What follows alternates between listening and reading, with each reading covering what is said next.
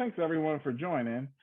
So I said earlier, this is kind of let's talk about it, and it's an opportunity for us to just come together and talk about different issues and subjects affecting the community.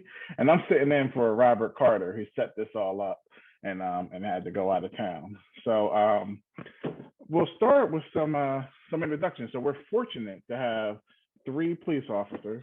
And so my first question, I'll just kind of go in the order I have you on my screen. I'll start with you, Sister Ann. Is what department do you work for, and what is it that you do on a daily basis? Okay, well, I'll say hello to everybody out there. I work with the Wilmington Department of Police in the city of Wilmington. I've been a police officer there since December of 2014. So we're coming up on 9 years. Wow. It went really, really fast. I can't believe it's been that long. Outside of that, I worked in several different units during my tenure. I worked in our West Center City unit, which was an initiative with the mayor of the city of Wilmington, Mike Brzezicki. I also worked in our drug organized crime and vice division. So I did drug work with our department. And currently now I'm back in patrol. So I do that now for the department. I've been back in patrol for a little over a year now. Okay. Thanks. And I'll just ask you this since you just finished up. What is it that you love most about what you do? Oh, what I love most about the job, I would have to say that no day is the same. I like that you kind of never know. I know that sounds some people can't operate like that, but I don't mind the not knowing, or every day is different. I meet different people every day. I have different encounters, even with some of the same individuals. I have a different encounter with them, depends on sometimes the day of the week, unfortunately. But I like the fact that it's different every day. And also too, I know this sounds kind of weird as well, but I never have to worry about what to wear. Yeah, that's not something to take for granted either. Yeah, no. I always know what I'm wearing. Yeah, but I like what you said about every day is different, because a pattern that's developed in my life, and I shouldn't say it here because they maybe start watching me here at the church, but every 10 years I get itchy. I get complacent if I do the same thing at every job I've been to for the last 40 years. Every 10 years, something would trigger me. Sometimes it gets mundane, routine, and you want something different. And when I was at DuPont, 10 years, it triggered another job. Dart, it triggered another job. And now 10 years at the church, I said, whoa, it's something getting ready to happen.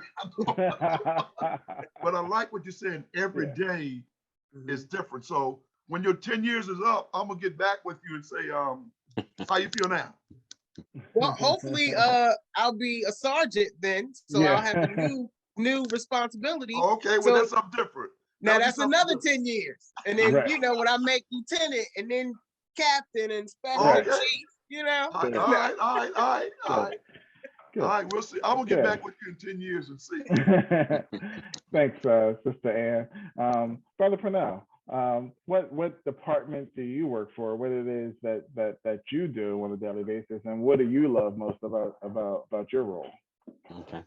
Well, I've been a police officer for 17 years. I started with DRBA Police Department with Highway Patrol. I came over to Capitol Police and did building policing, which we call untraditional policing, and did patrol there and wound up being in detectives. I am now a sergeant with Delaware Capitol Police, going into my 4th year. What I love about police work is somebody has to do this job. There are some people in society that would like to have a lawless society so that they could do what they want to do, how they want to do it, when they want to do it, without any accountability. Those officers that has taken that oath to make sure that we are safe, hats off to all of those. There's over 700,000 police officers in the United States, used to be. that number dropped in 2021 to under 690,000 for a lot of different reasons that we've been hearing about. But those officers, most of them, the majority of them that takes that oath, it's because we want to really protect and to serve. And I take that very seriously in what I do. So. Yeah, so Brother Pernell, you said something that struck me. I had an uncle who was a Philadelphia police officer my entire youth, my mom's oldest brother. And you know, obviously, you know, when I was a teen is when the whole Rodney King incident happened. And, you know, as a Black police officer in the 80s and 90s, he was, you know, often unique in our family environment. But he said something that always struck with me. He said, you know, I have to run to things that most people have the inclination to run from, right? And that always stuck with me, right? So when something breaks out and your instinct is to run away, you know, there's someone that has to run to that. And we run to it. And that's stuck in my head, and I always try to keep that perspective. And so I think of, in your case, Brother Pernell, I'm pretty sure you were on the Capitol Police when it was the shooting incident in the courthouse. And that would be an incident that we would all run from, right? Yes, most people would. Yeah. But again, we take this oath for a reason, and that doesn't mean that police officers, because we're human. You know, as you know, you see myself, you see Ann at the church. We're human. We do what we do when we're at the church. We're not in uniform. But when you put that uniform on, there's a responsibility that we take on along with that uniform, and that is to protect and to serve. So any fears or internal fears that we deal with, we have to push them to the side and deal with the situations that arise. You know? Well, Brother Pernell, I mean, I mentioned my 10 years of routine, mundane, and getting tired, ready for something new. And Sister Ann can key into as well. How do you feel when you see these? You were saying, you know, it's a lawless society and we want things to get back. How do you feel when you see these knuckleheads right back out on the street? Well, I heard Ann say that she's striving towards becoming a sergeant and possibly a lieutenant. Pastor, it's at that level that's controlled. A lot of times these guys get away with stuff because they're not being held accountable. We all have children. We all were children at one point in time. Growing up, we're held to a standard, and there's accountability that we have to have. Who administers that correction or makes us accountable? Mostly our parents or our caregivers. When it comes to law enforcement, sergeants and above, we have to hold these officers accountable for the stuff that they're doing that's outside of the scope of our job. And when a lot of things go wrong, it can be kind of like be traced back to leadership. Okay. Yeah, because I mean, would you agree with that? Rolling around, scuffing up your knees. Right. So and I then, just want to. You look out the street, you see that rascal because he got bail. Right. See you So next I just want to time. And I just want to get in our last introduction. He's waited patiently, but and I think I heard Mike Pernell say Archie, so I'm gonna call you Archie. That's fine. Thank you. All right. So would you mind telling us about you know what department you work for and what it is you do and what you enjoy about your role? So my name's Joe Archangelo. Everybody calls me Archie. I graduated from Delaware State University. I grew up in Claymont with a single parent, and got into wrestling and had some great people in my life, coaches and mentors and whatnot. And I've done 23 years with Newcastle County Police. I was in the community engagement specialist team. Worked with the Police Athletic League for 3 years.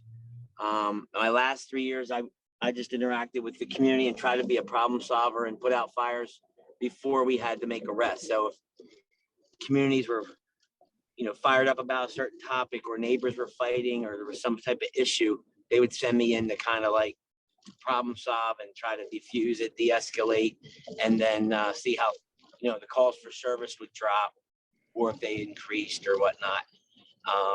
I retired 3 years ago, and I applied for the Delaware Capitol Police. Been here 3 years. I'm in the patrol unit, if you will. And I also coach high school wrestling at William Penn. One of the questions you asked about was what do we like most about the job? Yeah, the change is good. You're always doing something different, but I think I just love interacting with people.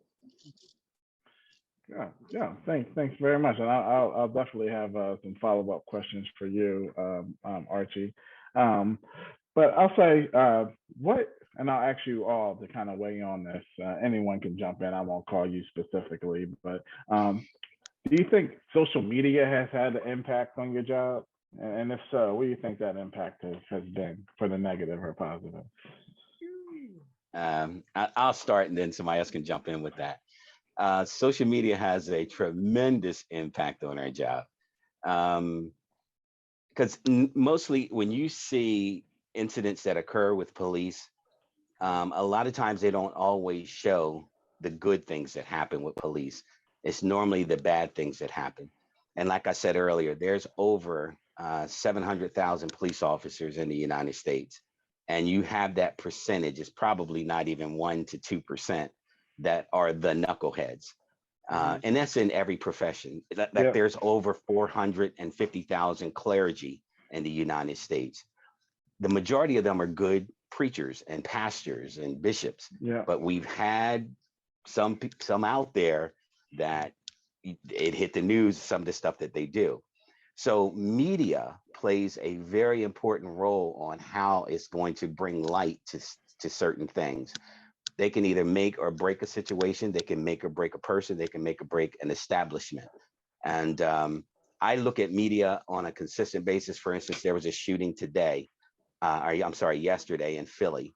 At a game, people get in an argument, they start shooting, they start fighting. Media showed that for a little while, but then got off of it. Had that been a police officer involved shooting, they would have destroyed us. And the negative impact would have started rolling about us as police officers and what we should and should not do. So yes, media has a very important part in our job, and it should show both positive and negative, but the highest emphasis is on the negative. Ann? I would definitely have to agree with you. I call Brother Pernell Sarge. It's a work thing. So I would have to agree with you there, Sarge. Social media definitely has more of a negative impact on policing, on our jobs, than we would like. I know when I'm on patrol, because all I do is deal with our citizens in Wilmington. So I charge them when situations do happen, whether it's with my department, other departments, far or close by. I try and charge the community with finding and researching and watching, if there is video, and reading the entire story. I always tell my citizens, I always tell my babies, I tell them all the time, you can't just watch a trailer to a movie and think you know what the movie is about. Yeah, great example. So I try and tell them to watch the whole situation, or find an officer that you trust. If you have questions, if you need things clarified, there's also things that the city offers. There's an open door policy at the mayor's office where you can speak with the mayor. You can speak with the chief of police. They have the city hall meetings. They have the city council meetings where there are open forums where you can have your questions addressed, versus jumping to conclusions, because that most of the time makes the situation worse, and you don't have the entire story. Social media, just the internet in itself has become, I think the worst thing they could have done was place filters on things, because it's almost as if when you feed your mind with just negative outlooks or negative videos of police officers, that's what you're going to in turn think that all police officers are, if all I feed myself with is negative. Last thing, and then I'll let Archie go.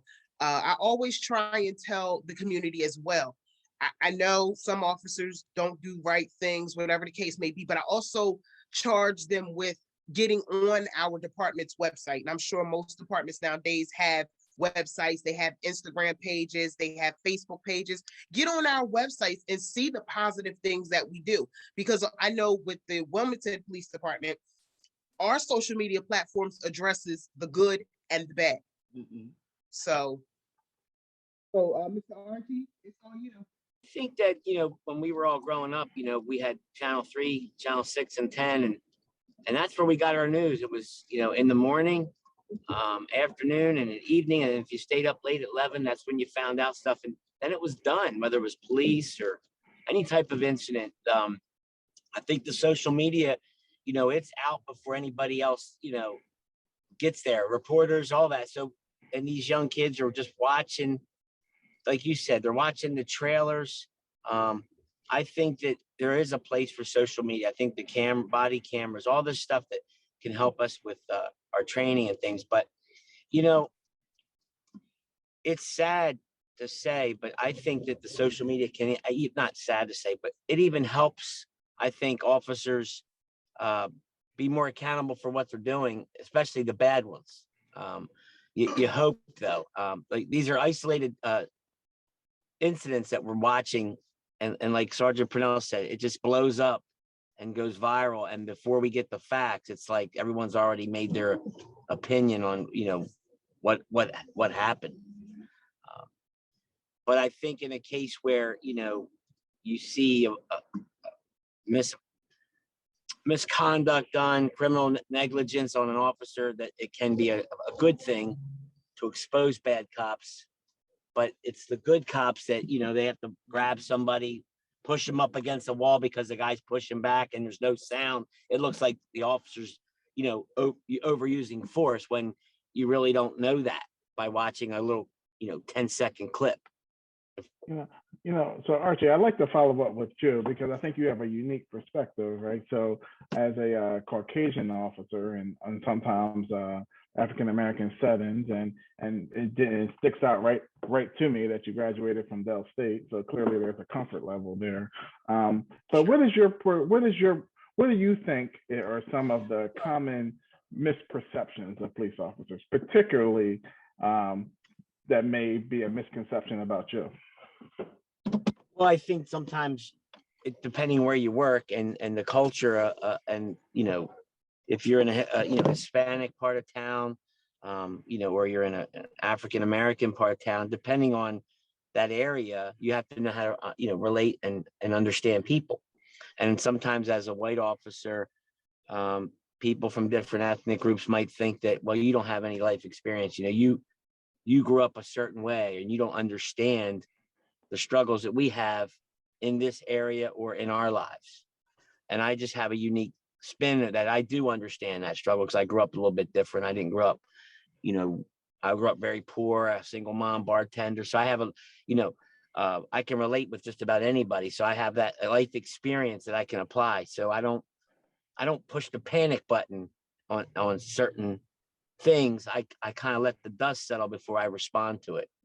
And officer safety obviously is paramount, but I don't jump the gun, if you will, on grabbing guys, fighting guys, pulling my weapon. There's a time for that, but I think so many people that don't understand life and people, they get themselves in a really bad situation, and that's what you see on the media with some of the negative things that police are doing.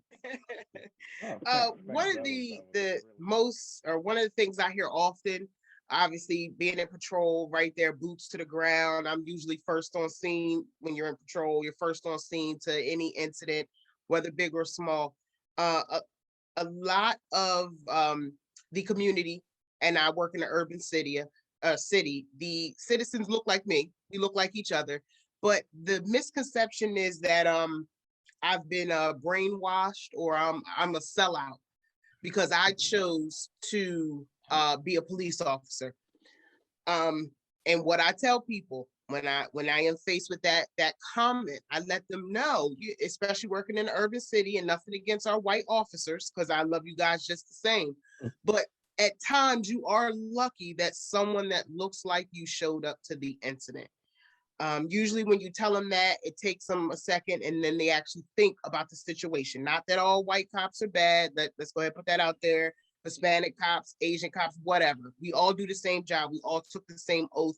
And every last one of us, whether white or black, are putting our lives on the line every day. I call it strap up. Every day I strap up, I'm putting my life on the line. And so is that officer, even though his skin is not as dark as mine. Another issue that I deal with is a lot of people think that police officers believe that they're above the law, or like we're not human, or the same issues that they may have in life we don't have because I wear this uniform. I tell people all the time, when I peel this uniform off, I go home, my husband get on my nerves, the puppy get on my nerves, I got bills to pay, at times, thank God now, but at times, there were times when I was letting bills go to pay other bills. The same thing you got, there's times where I was hungry. It's the same issues that you face, we face. I hate to say it, but I have criminals in my family just like you do. You can overcome that. I'm an example. I'm a living testimony that you can overcome any adversity that you have and basically make something of yourself, or do whatever it is that makes you happy or that you find passion and joy doing. So I would say that's the biggest thing, just being called a sellout. I think that hurts a little more than some of the other names I've been called. Right. Yeah. Yeah. You made some good points. Just saying, when I was watching the Ketanji Brown Jackson hearings for the, as she was being appointed to the Supreme Court, she pointed that out, right? She said, a lot of you will hear that I got an uncle in jail serving life, but I also have an uncle that's a police chief. And exactly. I have a brother that's a cop. So there's two sides, to that. But as you would say, most people will kind of go to the negative. And as far as the sellout thing, it's something I can relate to, right? We tend to put things in a box. This makes you real. This makes you this. I spent my life working downtown in the financial sector of Wilmington. I think very favorably of development that goes on, downtown and things of that nature. And it often puts me at odds with people of our community, right? Because, you work for the Chase or you work for this, and you kind of like the company man. When it's just like, you want us to be everywhere. Right? You want us to be everywhere. We celebrate people that become CFOs, CEOs, and things like that. We shout out Tyler Perry, we shout out Oprah Winfrey. But when people locally are trying to aspire to do those things, we tend to look at them and say, man, you're not keeping it real. You work with white folk. Right? You're about that. So and it's something that I personally take offense to, just like you, because I mean, if education and forward mobility is something to be ashamed of, I mean, where are we talking about as a community? Brother Purnell, what are some misconceptions that you deal with? I'm sure in your 17-year career, there's been a misconception or two about you. Yeah, pretty much the same. It's going to be across the board. There's two major things that you're going to get hit with. If you're black, you're Uncle Tom, you're a sellout. And if you're a white officer, you hate blacks. I've arrested people, and man, walking them down to the cells, I've been called everything you can think of. And you can't cut a brother a break? Come on, man. Yeah, right. Well, that's a part of it, but the biggest part is just to sell out in the Uncle Tom, and like Ann was saying, you've been brainwashed and yada yada yada. You work for the white man, all that kind of stuff. I'm glad I have Archie on here because I've had the opportunity to be his sergeant for the past 3 years. And I've watched him work, and we made multiple arrests at that courthouse with people fighting after murder trials and you name it, domestics, dealing with either a divorce or separation or whatever it is. And things go south quickly. And to watch him interact with our people, and we have several white officers that are like that. One thing you have to keep in mind with a lot of white officers, a lot of them did not come from no rich home. They may want to portray that, but they ain't come from no home. Most of their parents ain't make over $40,000 a year. So a lot of them come from the same boat we come from. And Archie said that, and he tells everybody that. He grew up in Claymont. He grew up poor. He and I have a very similar upbringing as it relates to the just being poor and not having a lot of things, and growing up and then seeing some of the injustices that people deal with and getting into law enforcement. So when he and I have responded to calls, we're very respectful towards the people when we go to execute the arrest. If we have to thump you, I am sorry for your luck, but we gave you that chance to calm down and allow us to address you as an adult and as a man or a woman.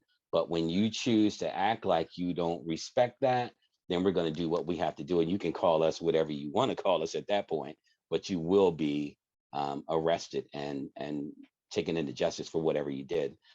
I think it's also important to understand that when you deal with society, a lot of it comes from the home. It really does.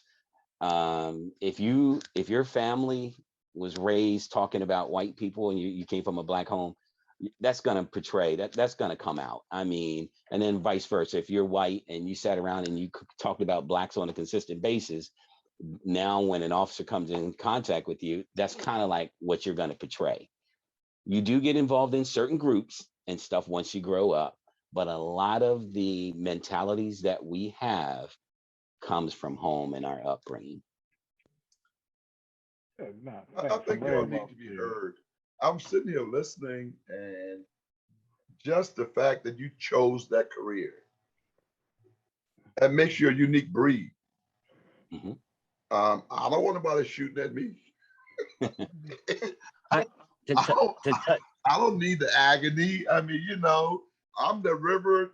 I'm like a river. I take the least resistance. I don't like going up over the bank, but just have the mentality to choose that job and then have that perspective on it. I'm sitting here listening to think that your side is not being heard. And I think that was one of the reasons why we came up with this. I'm being educated. I'm being enlightened. Even now, my perspective is different than it was before I talked to you folks. So basically, y'all want to go home too. Yep. And they got family Want to and go home too. You bleed like I bleed. You same color blood. Yep. But depending on what's been taught to you and groomed and cultivated into both sides, it create that powder keg. And basically, your job really to come in and try to maintain that. I didn't even use the word de-escalate. I said maintain that. Because you don't know which way it's going to go. And I'm just sitting here listening. I said, wow, I'm being educated, and I really think I appreciate this segment. And I don't know about Dick and Christy. I'm hoping that we don't have enough time to do it all today. We may have to do this again because absolutely. I think you I would guys, love to. it would be great for you to be heard because they'll have the same impression that I had. Yeah. It might be a little bit different, because again, this probably, it's going to impact a lot of people, especially our Mount Sinai people. Yeah. Brother Archie, you were going to say something.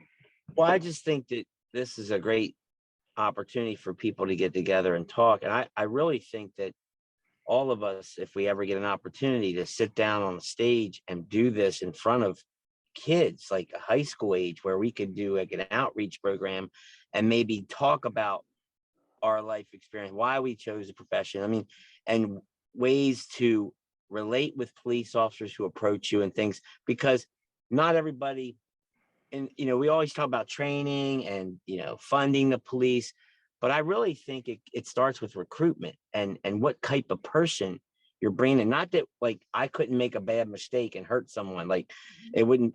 We are human. Doctors make them. Firefighters make them. All professions make make mistakes. We just don't want to make fatal mistakes. But when you think of like the officer that killed George Floyd, right? I look at someone, and I don't know that officer, don't know where he was born, but it looked like he was cocky, arrogant, and had no regard for a person. And it was just like, well, and so those are the guys we have to get rid of before they even get that job. Mm-hmm. And, like Sergeant Purnell played football. He was an athlete, wrestler. I was an athlete. I learned, discipline and being a leader and having respect from my peers. So when guys are recruited like that, most of the time they're not on the job for the power. Right. You see the guy that never did anything. He wants that badge that, I'm a police, like most of those guys, I don't know what the statistics are, but I'd be curious to find out how many of those guys that are committing these acts of violence in uniform that have that don't belong in police work. What were they like? Like what kind of guy were they before that? You know what I mean? Like you probably would know they shouldn't have been a cop to begin with. Right. Yeah, and I agree, brother Archie. Like, there are bad people in life, right? And those bad people go into professions. Some become priests and they proceeded to do bad acts. Some become just stay out and become drug dealers. Some go into professions and become crooked in whatever it is they do. And believe it or not, some become cops, right? Because they become whatever it is that they did. So my point is, there's bad police officers, just like there's bad pastors. Some pastors stole money from a church. One person heard that story, and in their view, pastors are shady people, right? They steal money, they take money, they do things that don't belong to them. Someone knows someone that could have been abused by a priest, and in their mind, priests are bad people, right? I went to a Catholic school for close to 10 years. I did not have a bad experience, but that doesn't match everyone else's experience. And you tend to have your beliefs shaped by your experience. And I think it goes back to what Brother Purnell said, is it starts at home, right? So, I serve I'm the chair of a charter school at Thomas Edison in Wilmington, right? And a lot of people, a lot of kids, their interaction with police started at a young age, and it tended to be a negative interaction. One of our own kids grew up in Mount Sinai. Both parents were arrested, right? So, and had to live with a grandparent or someone else, right? So, that 5-year-old has that in his head, and that's what, and he's surrounded by people that feed into that, right?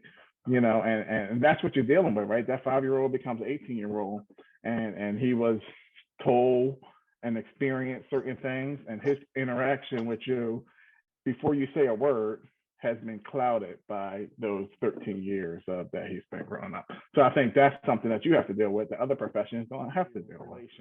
How do you think we can improve from your perspective? What are things that you think can improve police community relations?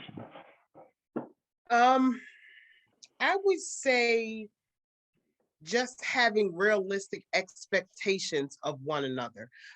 Because we already have the community meetings, we already have the city hall, town hall meetings, night with the mayor, police day, recruitment this, recruitment that. So we're out there. The community's out there, police officers are out there. And again, I'm speaking about Wilmington Police Department, also Newcastle County and State, because I work closely with them with a lot of recruitment programs. But having realistic expectations for the community and for police officers. Also, too, I would say, going back to one point that you made, Deacon Christie, is being able to formulate your own thoughts and opinions about a police officer or about law enforcement in general. And also, too, it works the same way on police officers. You have to be able to go into a community or wherever it is that you work and patrol and formulate your own thoughts. You can't allow the fact that every day you come to this particular area in your patrol unit and there's a drug dealer on the corner. Everybody's not a drug dealer. Some people have jobs, people have families, people have mortgages, and that's one thing that we have to, as police officers, understand too. Those 2 or 3 bad ones, if you will, for lack of better words, are not the entire community. And then I'll also say just having real conversations together, police officers and the community, letting each other know what we expect from each other. And again, realistic, and I keep saying realistic because there's some things that police officers that we're just not going to be able to do. We would love to find the time or the assets or the funding or whatever the case may be, but some things, it's going to have to be the community that starts it or gets the ball rolling. And then we could be there to back you or for support But some things the community are going to have to put their boots on and tread in that water too. After that, all I got to say is amen. And that was awesome. That was awesome. Good perspective. You remember the scripture, the sword that went out and he planted seed, and the servant went to the master and said, "Hey, didn't we plant wheat?" Like, yeah. Well, while we were asleep, the enemy came in and planted tares. So what should we do with that? Should we go ahead and dig everything up here? And the master said, no, slow down, slow your roll, let them grow together. Once they grow up, you can see the difference between the two. Go ahead and separate them. Keep your wheat, burn the tares. In law enforcement, it's a lot like that. We're going through all these trainings, we're going through de-escalation, but a lot of times people have their perspective on how they think things should go. And until we come together and try to deal with a comprehensive plan that doesn't destroy either the community or the police, we're just going to constantly go around in this circle over and over and over again. Ann said some very profound things. We have the meetings at the community centers. They have the meetings with with the governor, with the mayor. I can't tell you how many clergy has come and met with the governor at the Carville State Building about certain things. So you have all these meetings, you have all this stuff going on, but at some point, we have to realize that Ann hit it on the nose. It has to be realistic expectations for how we need change to occur. Pastor, as a pastor at the church, and you want things to run smoothly, you want the church to flourish, you want people to get along, and you try to minimize as much collateral damage as possible with how you address certain things that you need to correct. It's almost the same thing in law enforcement and the community. As cops, we still have to be sensitive as to how we deal with a situation that arises, because we're still going to hold you accountable for what you did. As a supervisor, and I said this earlier, supervisor, sergeant and above, we have to hold our officers accountable for what they do. And we have to be transparent to the community and to the public to let them see that as an agency, when our officers are off track, we're handling that. Yeah, they may ultimately get sent to prison and stuff like that, depending upon what the crime is that they commit. But as supervisors, we are handling that, and we're going to be transparent about how we handle these people that are off track. Make sense? Yeah, Amen. absolutely. Amen. Absolutely. Amen. I just want to tell you guys to be encouraged and keep doing what you're doing. And Brother Archie, whenever you want to get that show on the road, I'll be right there with you at the schools. Well, I wanted to just say one thing. I like that idea because one of the things we had planned on doing here at Mount Sinai before COVID hit was to do an All Heroes Day. And our intent was to do police, fire, and ambulance and teachers and come out and just do a community day and have those folks and, like go to the school and ask them to recognize the teacher that they want, who's doing an outstanding job, or who they want to be representative, and let the people have that interaction to let us know that we're all in this together. And based on even what Sister Ann said, that there's a certain area of realistic expectation. Yeah. Some things are just going to be. I'm on the board of directors for the community, Harry Manor Community Plaza, and they live in a subsidized housing, and they complain every other month about something that's going on. Well, you know what? The other night when I was on the phone, they said, there's stuff always going to happen. Yeah. You just can't hear everyone's complaint and take for granted that is the issue until you hear both sides. And they just complain, and I got tired of hearing the complaining. It's a building, it's 50 years old and 100 years old, and there's going to be problems. But when you have realistic expectations, then you can lay back a little bit, and some things are going to happen. So I mean, I commend you guys and all the work that you do. I just don't want you to get discouraged when your 10 years come up like me and you're ready to make another move. And I just want to job, let you have impact. I just think it's just good to be heard, because what I'm hearing today, I'm enjoying, and it feels good, and I think it's solid. And and anyone else who get a chance to hear this, I think they would agree with me. It was just good, just talking and exchanging and understanding. I think it's excellent. Just be encouraged to keep doing what you're doing. Yep, absolutely. And Archie, just give your closing thought. I mean, we didn't get a chance to swing to you. Well, I got to run here in a little bit. I just want to say, it's one thing to go to meetings and talk with, the civic groups and things, but when officers that have life experience, going up a little league game, coach, or, you're involved with, like we took 21 kids from the Garfield Park PAL, my second year on the job, camping for the weekend at the Delaware Water Gap, and they've never even been swimming in a river before, let alone a pool, and they had a blast. Like, they're seeing us not just in uniform but as people. And that's one of the things, like the Capitol Police, when I came there, I retired, I said, look, I coach high school wrestling, I love it, I'm at William Penn, and Sergeant Purnell and the lieutenant are like, we want you to keep that because that's important. Amen. And Amen. So yeah, they know what I do for a living.